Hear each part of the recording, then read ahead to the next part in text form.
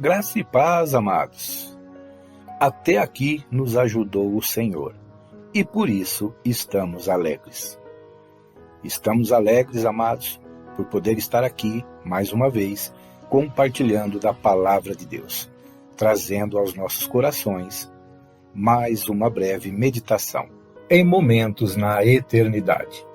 E hoje com o tema Em todos os nossos caminhos, Deus nos vê. E estaremos pegando como versículo base para este exame nas Escrituras, Isaías, capítulo 57, versículo 18, que diz assim: Eu vejo os seus caminhos, e o sararei, e o guiarei, e lhe tornarei a dar consolação, a saber, aos seus pranteadores. Amados, vemos aqui, em todo o contexto onde se encontra este versículo, que Deus explana todos os tipos de pecado de seu povo, dos judeus em questão. Onde ele expõe por meio de seu profeta a sua indignação, a sua tristeza, a sua ira e também o castigo que viria a eles devido ao pecado que estavam cometendo.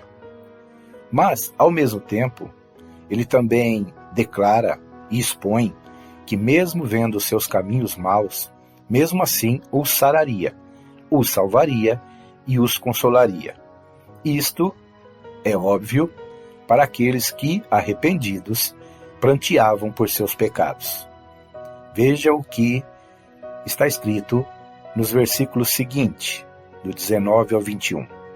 Criando louvor nos lábios dos pranteadores de Israel. Paz, paz aos de longe e aos de perto, diz o Senhor. Quanto a ele, eu o curarei.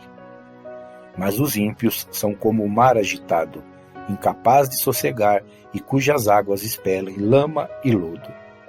Para os ímpios não há paz, diz o meu Deus. Amados, nós vemos aqui que para aqueles que se arrependem de seus pecados e se convertem para o caminho do Senhor, eles serão consolados. Eles terão em si mesmos a alegria do Senhor, aquela alegria do qual Jesus citou em João 17, uma alegria completa. E também terão em si mesmos a paz interior, a paz cujo Senhor Jesus declarou em João 16, 33.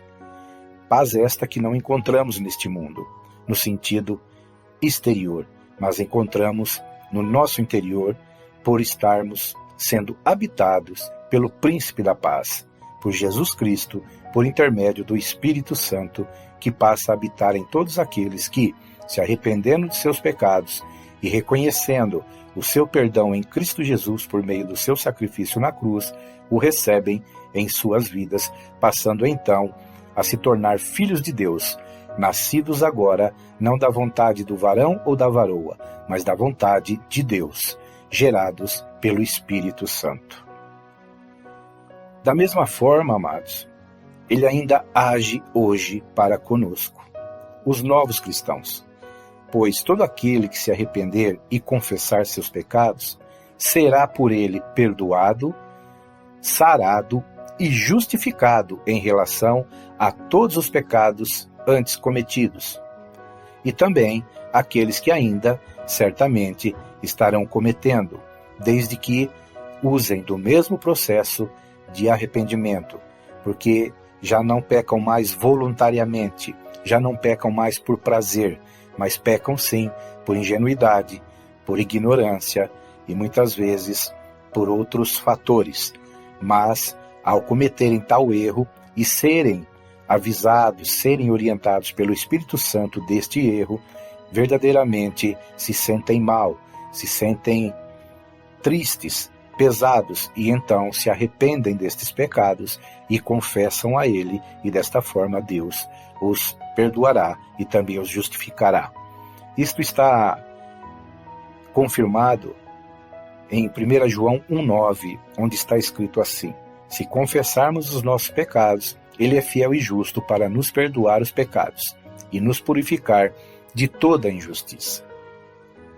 Amados, temos que estar sempre atentos a este fato, nos examinando dia após dia, para que não venhamos a perder esta oportunidade única, concedida por Deus às nossas almas, outrora condenadas a uma perdição eterna. Veja o que está escrito em 2 Coríntios 13:5. Examinai-vos a vós mesmos, se permaneceis na fé. Provai-vos a vós mesmos. Ou não sabeis quanto a vós mesmos que Jesus Cristo está em vós? Se não é, que já estáis reprovados.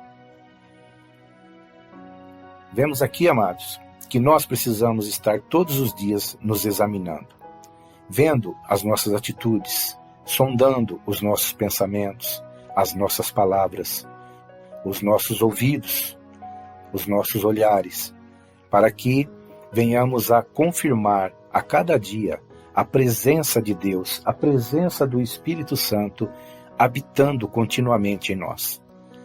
Sabemos que o apóstolo Paulo exorta-nos a respeito de entristecer o Espírito Santo. E aos Tessalonicenses ele chega a argumentar em questão de não extinguir o Espírito Santo de nossas vidas. E nós assim o fazemos quando não damos ouvidos à voz do Espírito Santo e continuamos a andar por caminhos errados, pecando contra Deus, pecando contra o homem, sem dar importância alguma em querer se arrepender e se reconciliar e retornar aos retos caminhos do Senhor. E isto, com certeza, se não houver o arrependimento, trará sobre nós uma separação. Que separação seria esta? Veja o que está escrito em Isaías 59:2. Mas as vossas iniquidades fazem separação entre vós e o vosso Deus, e os vossos pecados encobrem o seu rosto de vós, para que não vos ouça. Iniquidade, amados, é quando as pessoas pecam por prazer, pecam voluntariamente, sabendo que estão pecando, mas de forma alguma querem deixar de pecar, querem deixar de cometer aqueles erros, aqueles pecados, porque sentem prazer e sentem alegria em estar agindo assim, em estar vivendo desta forma. É diferente de cometermos um pecado por uma falha, por uma ignorância, por uma ingenuidade, como já citei logo atrás, mas logo em seguida vem o arrependimento, logo em seguida vem a tristeza, do qual nós percebemos que erramos diante de Deus e precisamos, então, nos arrepender e confessar esses pecados e pedir o seu perdão. E, amados, o problema dessa separação causada pelo pecado é que ela não é vista ou constatada de uma forma visível, assim como a morte espiritual também não é. Por isso, há a necessidade de crermos na palavra de Deus por meio da fé, que nos possibilitará a enxergar e a constatar o que hoje, com nossos olhos carnais, não podemos enxergar ainda, não podemos constatar verdadeiramente. Para que com isso, amados, não venhamos a ser surpreendidos, quando literalmente, num breve porvir, num futuro próximo, constatarmos esse fato. A palavra de Deus diz em Romanos 6:23 assim: pois o salário do pecado é a morte, mas o dom gratuito de Deus é a vida eterna em Cristo Jesus, nosso Senhor. Por aqui nós percebemos que todo aquele que peca receberá um salário, e este salário é a morte. Porém, pelo dom gratuito de Deus, podemos, como pecadores, receber o perdão de Deus e, juntamente com este perdão, a vida eterna por meio de Cristo Jesus. E em relação, amados, a esta morte que passa desapercebida por nós, ela é confirmada em uma exortação de Cristo a um de seus seguidores, onde ele ensinava sobre o custo de estar se colocando a serviço de Deus. Onde em Mateus 8, no versículos 21 e 22, está escrito assim: outro discípulo lhe disse: Senhor, deixa-me ir primeiro sepultar meu pai? Mas Jesus lhe disse: siga-me e deixe que os mortos sepultem os seus próprios mortos. Amados, compreende aqui o peso desta exortação? Como poderia alguém verdadeiramente morto sepultar outro morto? Jesus estava dizendo em relação àqueles que já estão mortos diante de Deus espiritualmente, porém continuam vivendo, mas sem a vida eterna, sem a vida de Deus para com eles. E desta forma, eles então estariam enterrando aqueles que verdadeiramente morreram e, de repente, já estavam mortos também espiritualmente e agora morreram fisicamente, onde certamente constataram o seu destino final pela escolha que fizeram no decorrer de sua vida. Desta forma, amados, o único conselho que posso dar a todos, inclusive a mim, é o que está escrito na carta do apóstolo Paulo à igreja de Éfeso, que diz assim, em Efésios 5, a partir do versículo 14. Por isso é que foi dito, desperta, ó tu que dormes, levanta-te dentre os mortos e Cristo resplandecerá sobre ti. Tenham cuidado com a maneira como vocês vivem, que não seja como insensatos, mas como sábios, aproveitando ao máximo cada oportunidade, porque os dias são maus. Portanto, não sejam insensatos, mas procurem compreender qual é a vontade do Senhor. Não se embriaguem com o vinho, que leva à libertinagem, mas deixem-se encher pelo Espírito Santo, falando entre vós com salmos, hinos e cânticos espirituais, cantando e louvando de coração ao Senhor, dando graças a Deus constantemente, por todas as coisas, em nome de nosso Senhor, Jesus Cristo. Amados, fica aqui este conselho, que nós possamos, amados, estar despertos em relação ao que está por vir, em relação à morte eterna, em relação ao castigo eterno, em relação ao inferno, ao poço de tormento eterno que é citado em Apocalipse.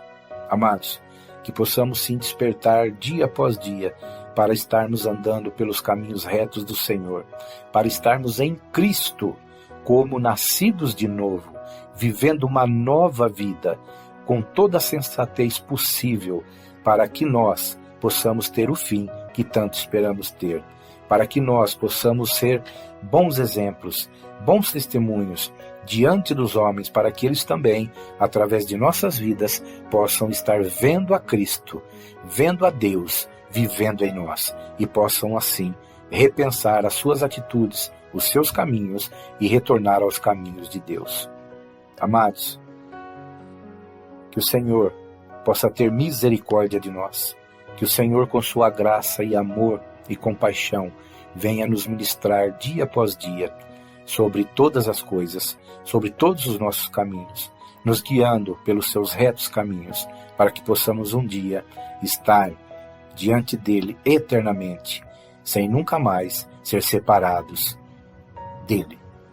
Amados, se há um pensamento do qual poderíamos aqui colocar em relação a esta meditação, eu creio que seria este: não há lugar algum onde possa ser possível se esconder de Deus, nem mesmo em nossos pensamentos mais profundos, de nossa alma tão dependente de sua luz eterna. Em todos os lugares, amados, Deus nos vê, Deus nos enxerga, até mesmo melhor do que nós mesmos. Amados, pensemos nisto, enquanto ainda há tempo para isto. Sejamos diligentes a respeito desta verdade absoluta. Estejamos prontos para ouvir e também praticar a palavra de Deus que chega até nós, para que possamos um dia, em nome de Jesus, entrar pela porta e nunca mais sair da cidade celestial que Ele tem preparada para nós. Em nome de Jesus, eu oro assim. Amados, fica aqui o abraço do amigo, do irmão e do pastor Hélio Loyola, do Ministério Só em Cristo, a Vida, esperando em Deus poder retornar em breve com mais uma reflexão para as nossas almas em momentos na eternidade.